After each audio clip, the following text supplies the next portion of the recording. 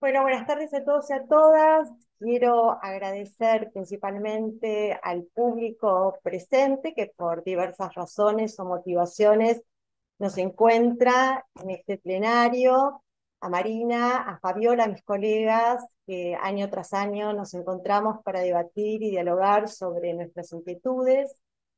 Y a Cintia Valladares, que Cintia se incorporó a la línea de investigación el año pasado como co-coordinadora, perdón.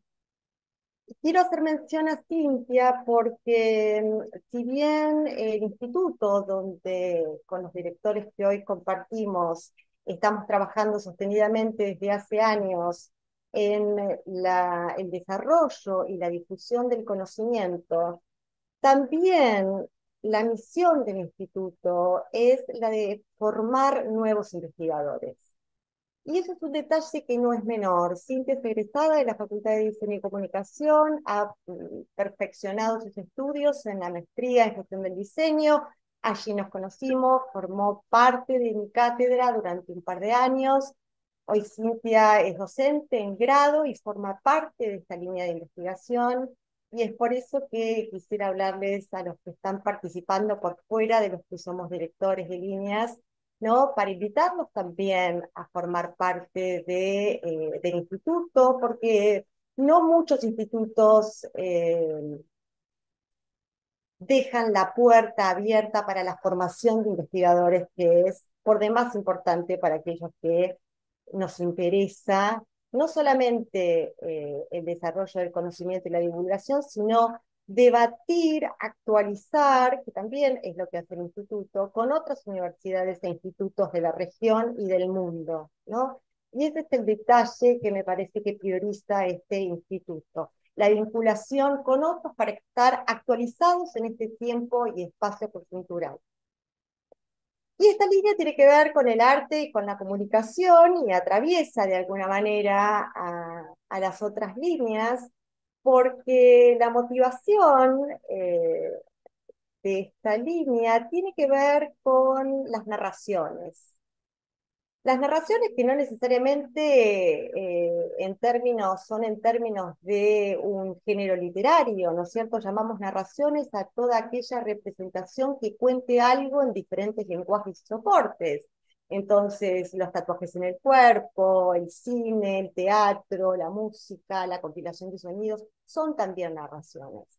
Y el ser humano, desde que empezó a caminar por este mundo, desde el Australopithecus, que es el que tenemos registro, el registro más antiguo, hasta nosotros mismos, tenemos la necesidad de narrarnos, la necesidad de contarnos historias que nos expliquen, que describan nuestra realidad, que experimenten sueños, fantasías, que cuenten historias que otros no han podido participar.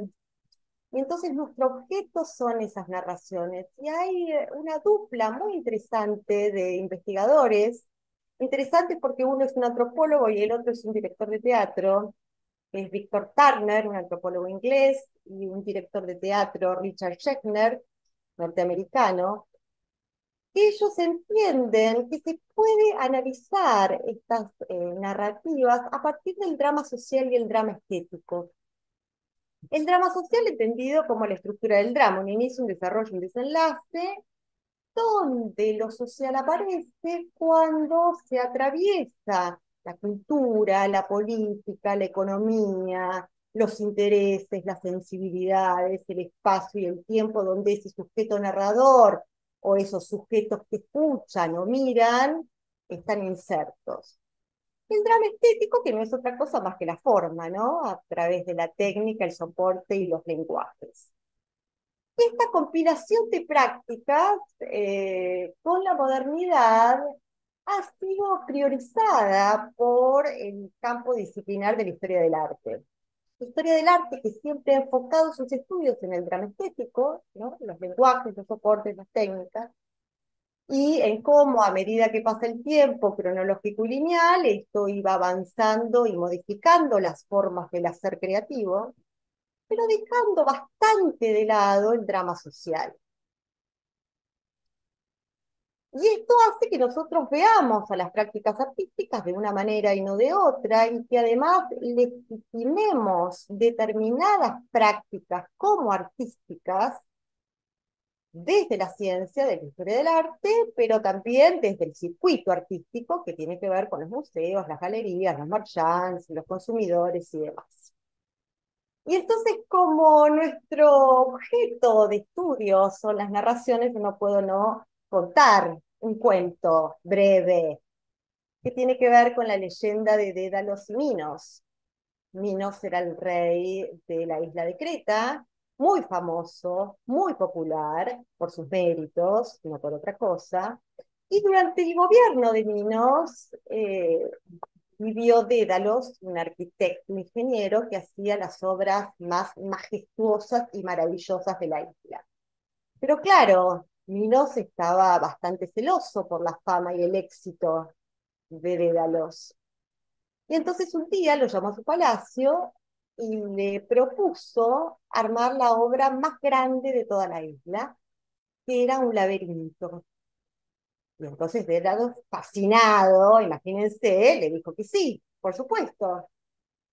Y entonces lo llama a su hijo, Ícaro, para que lo acompañe a esta construcción.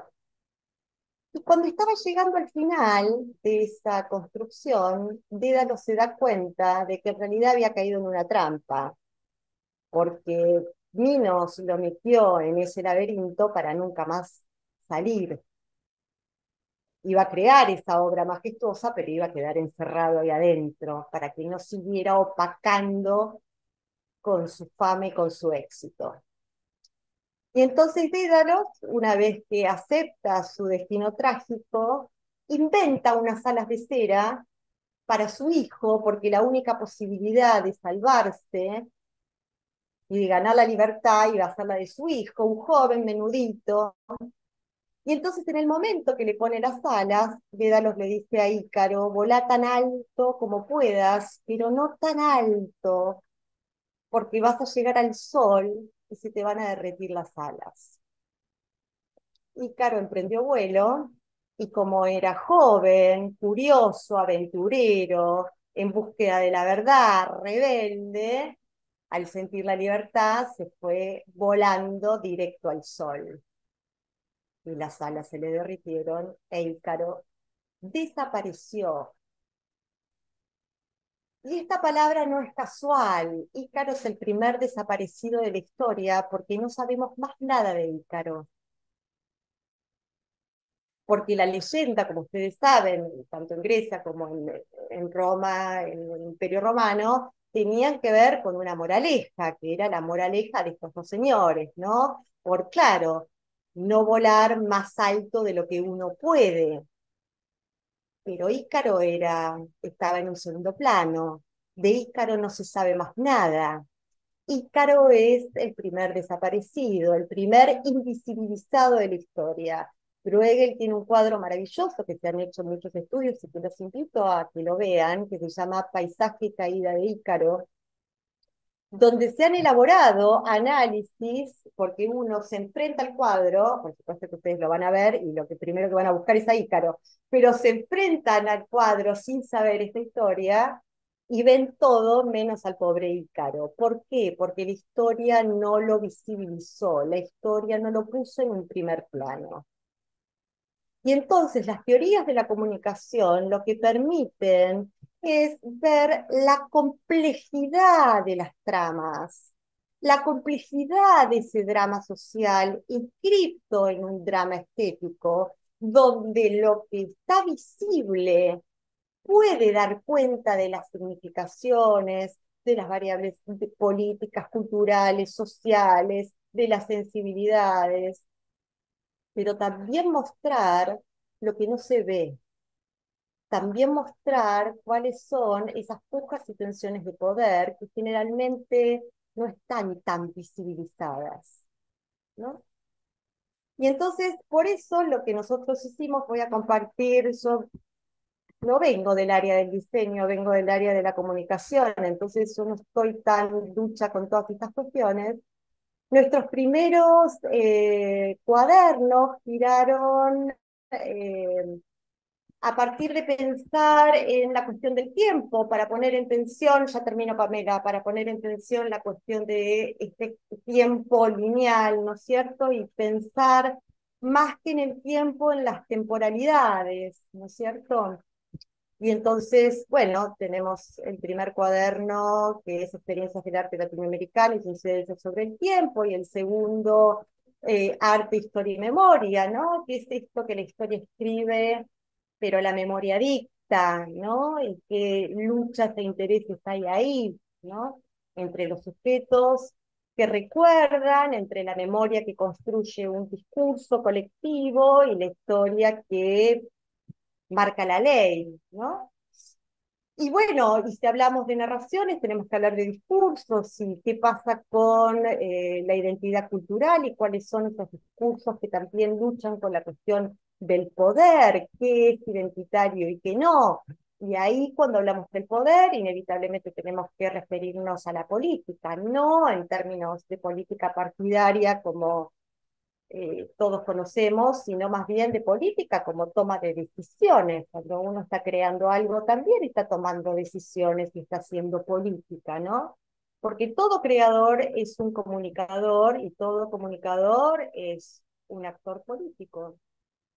Y seguimos, ¿no es cierto?, con estas cuestiones, porque la comunicación, la política y el arte, como bien decía Fabiola, tiene que ver también con el territorio y con los ciudadanos y con estas construcciones y tejidos significativos y de sentidos que cada ciudadano hace, ¿no? Y entonces por eso nos vinculamos con universidades de Colombia, como los Libertadores, o de México, como Guadalajara, o Cuenca en Ecuador, y ahí rondamos en estas cuestiones. Y lo último, y ahí termino, que fue el cuaderno que presentamos el año pasado, que trató sobre los archivos y las prácticas de archivos. Imagínense si esto no es un problema, ¿no?